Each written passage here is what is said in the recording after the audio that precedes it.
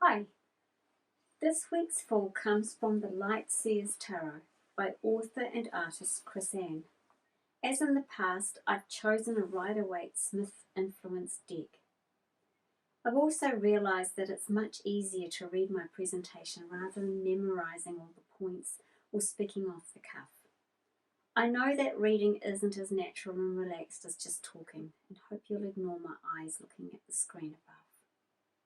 In preparing for this episode of Snapshots of the Fall, I spent time visiting Chris Ann's website and YouTube presentations. I don't normally do this, as the artwork is the focus that leads to the point, so I like to start with an open mind. However, I soon had to acknowledge that I was bringing some personal baggage to this episode that I couldn't ignore.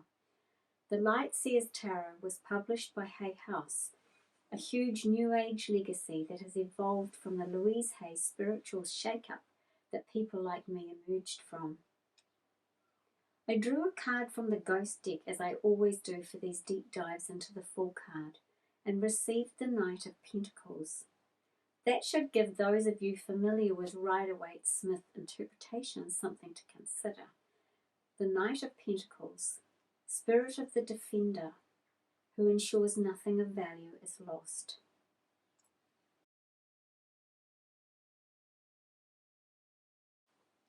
I started by looking for the familiar Rider-Waite Smith symbols, and some of them are easily spotted. The Lightsaber's Fall is alone on a private journey, nicely dressed and ready for adventure. There's a staff, something in her hand, and a cliff that she might fall from. Although in her case she looks set to somersault gracefully off the edge like a trapeze artist, landing safely in the net below. So what's different in the symbology? For a start, our Fall is facing backwards, leaning out over the chasm. She doesn't have a bag, and the amethyst isn't hanging off the back of her staff. It might be that the staff represents a tree branch that she's using to secure herself while she leans out to charge the crystal in the light. But look closer. The staff isn't connected to anything except possibly the shadow. The staff doesn't usually get much attention in the Fall card. Its function is to assist the Fall, either for carrying the bag or to provide general support along the way. But not this time. The staff is decorated, and the symbols painted on it suggest it has a purpose all its own. Perhaps it is a wand, or a totem pole, or even a training stick for martial arts. The crystal replaces the Rider-Waite Smith rose, often carried in the left hand. But does the amethyst represent the flower? We put flowers on our shelves alongside our crystals, so perhaps this amethyst fills that space. But I thought not. Like the staff, the crystal has its own purpose that we're invited to identify for ourselves. Look down, and there's definitely a flower. A mandala is spread across the water, and the petals of a lotus are softly outlined. The lotus opens in the day and closes at night, suggesting growth and openness in the daylight warmth and the healing protection of night and shadows when the petals close. The swirling lines from the lights at major connections along the mandala form the closed petals, reaching up to include the Fall and the crystal. The lines of connection continue, and the Fall becomes one with the flow of energy. As I mentioned, I drew the Knight of Pentacles, and in the Ghost card, the Knight holds a large shield with a pattern of multiple interconnecting circles that form another mandala.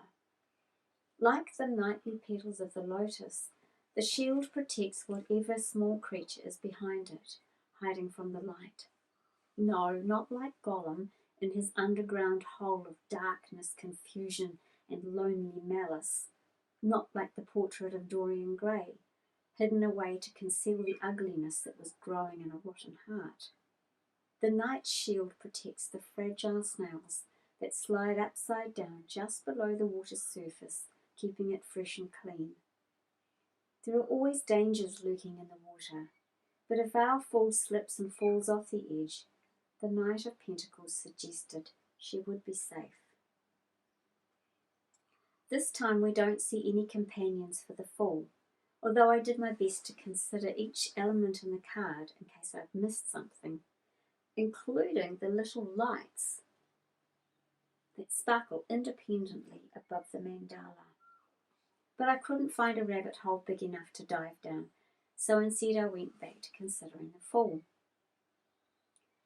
Because this is the start of a Fool's adventure, there will be a risk she must overcome. Without a companion along to indicate the danger, it was clear this Fool must hold the keys to unlock the risk. She's acted like a spirit guide, encouraging me to decide where the risk might be, and in the process of exploring, I discovered a little more about myself.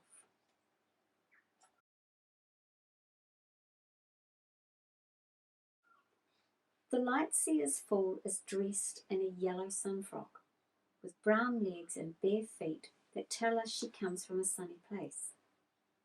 Her arms are outstretched and she's relaxed back with a strong breeze lifting her hair and a light breeze scarcely moving her dress. She's free and flowing and peaceful, unmindful of the risk that is always part of the Fool's adventure. Her eyes are closed. Is she afraid of heights? Resting? Meditating? Concentrating before she leaps? Or focusing her vision inward while she bonds and channels the spirit energy? This is definitely a rabbit hole worth a look, and I'll come back to it in a while. I recognised a familiar symbolic shape from my upbringing that she makes, standing on a hill and outlined against the sky with arms outstretched. This is one of many symbols representing human sacrifice and unconditional suffering that acts as gatekeeper for our connection with spirit. But this time she's unhurt and seems happy to be there. No one has strung her up, and the stick and stones she carries do not imply any harm. She's leaning back over the edge at an impossible angle, but has little risk of falling. Gravity appears not to be an issue, and although we can't see her toes, we can assume that she's feeling grounded. Without much else to go on, I looked for what else I could see in the card, and of course, there are the colours. The Fool's dress is a single colour, and not the rainbow mix that we sometimes see in other Rider-Waite-Smith influenced decks. This triggered my interest. I realised that although I'm convinced that colours are a fundamental human tool for communication, I only have a rudimentary knowledge of their meaning in a spiritual context. It occurred to me that the yellow makes a statement about our Fool, so I did a bit of Googling and found a chart of chakra colours and their associated meanings. Once I found the place to start, it was easy to spot the rest of the rainbow spread out across the card. At the most simplistic level, yellow means I do. The orange inside her dress, here at the hem, means I feel. Her red beads on her chest and her wrist mean I am. The blue water means I talk. The green sky means I love. The indigo shadows mean I see. And the violet amethyst means I understand. By playing around with this code and seeing where the colours occur in the artwork, I figured it should be possible to structure meaningful sentences that were uplifting and self-affirming. The Knight of Pentacles advised me that nothing of value should be lost, so I thought I'd make an effort to explore this further and constructed a paragraph based on the chart. Although affirmations of this type are way outside my Capricorn comfort zone. But here goes. I close my eyes and lean back. My body feels relaxed, safe in the loving embrace that surrounds me. I ask for clarity in the shadows, and listen to the whispers rising up to bathe me in the gentle waters of spirit. I reach out, safe in knowing who I am and what I should do. Everything I do aligns with the universe, and I understand. Yellow is by far the dominant colour. This is a fool of action who says, I do. I keep the Fool and Ghost card that I draw for each episode in front of me while I write. While working on these ideas about the Fool's rainbow and affirmation, I noticed for the first time how details in the Knight of Pentacles card changed and glowed as the day advanced. I hadn't realised how many colours there were in such a sombre card. This rabbit hole led me to an unexpected benefit in strengthening my bond with the Ghost deck. Skill in colour combination is a powerful tool for self-expression, personal growth and healing. However, there's no definitive way for proving which colour meanings are the right ones. And learning the language of colours doesn't lock me or anyone into a rigid belief system about chakras. Like the yellow dress, one size doesn't fit all, and not all colours will suit. But magical clothes never wear out. So as with all esoteric tools, it's possible to dress up whenever I want without constructing an entire wardrobe around one spiritual garment.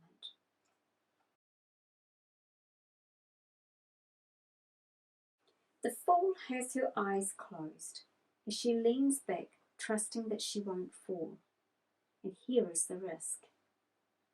Trust is the value that the Knight of Pentacles defends to ensure it isn't lost. As we know, it takes a long time to build trust and only seconds to destroy it. So long as her eyes are closed, the Fool can feel the loving presence surrounding her without having to question how safe she is. Who and what does she place her trust in? The universe, represented by the mandala, trusting that it will continue to support her, although she can't possibly know if it has a purpose that includes her, or even if it is aware of her.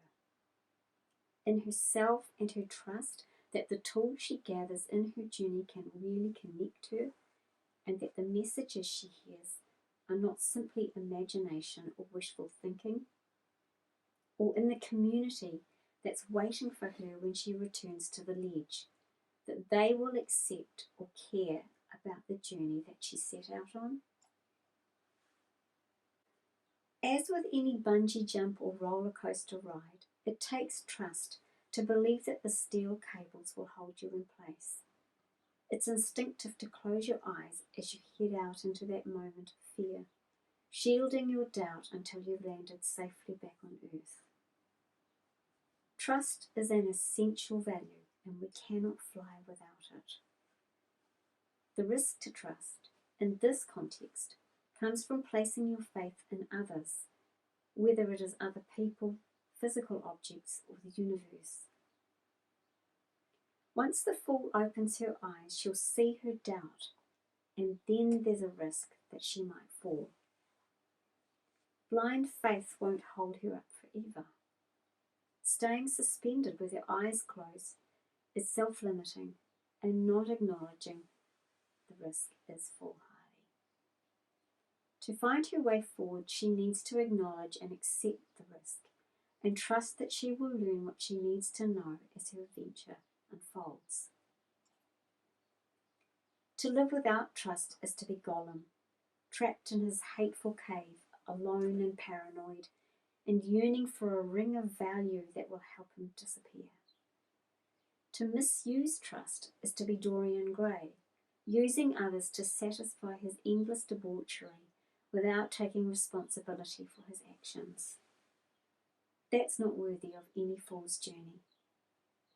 Trust is a value that should uplift and sustain us and anyone who places their trust in us. As the Fool reaches out her arm and charges her crystal in the universal light, she provides a snapshot of deep insight into our human need. When the darkness is all around and we're balancing on the edge of a precipice, then spirituality and esoteric tools offer us sanctuary and a safety net. Our whole world is crying out for inspiration, guidance, and support as we face challenges the like of which we've never experienced, no matter how bad things have got and how many people have died. All of us living today and in the foreseeable future are headed into a very strange World War III, where our enemy is time and our survival as a species is at risk. We need all the help we can get to find our way through. So what will help us? The spiritual world is offering us some powerful tools for introspection, creative thinking, and healing. I think we'd be crazy to look the other way and refuse this helping hand. But we need to watch out for blind faith and for looking the other way when it's obvious we're dangling out in space with limited facts to support us. If we hit the water, then all the little lights go out. Like our fool in her yellow dress that says, "I do," we need to open our eyes and acknowledge we're at risk, then decide what to do. Whether we step onto the ledge or we stay out there in the joy for a little longer to charge up our crystals. In summary, we have a fool of action who states, "I do," and who trusts the universe has her back. While the Knight of Pentacles advised me she is shielded, this fool, like all of us, must open her eyes, acknowledge the risk, and meet it head on. Only then will she ensure that she acts from trust and not foolhardiness. On a personal level, I talk with tarot. This means to me that I trust the tarot cards will allow me useful and worthwhile insights. There may be many explanations for the origin of the insights, and my own beliefs about this are continually developing. But I can trust the cards and the insights that I gain without making claims about where these insights came from. I'd like to acknowledge all the people who have been part of my spiritual adventure, past, present, and into the future. Special love and thanks to Terry, my Auntie Roo, my family, friends, and golems for helping me understand. Thank you.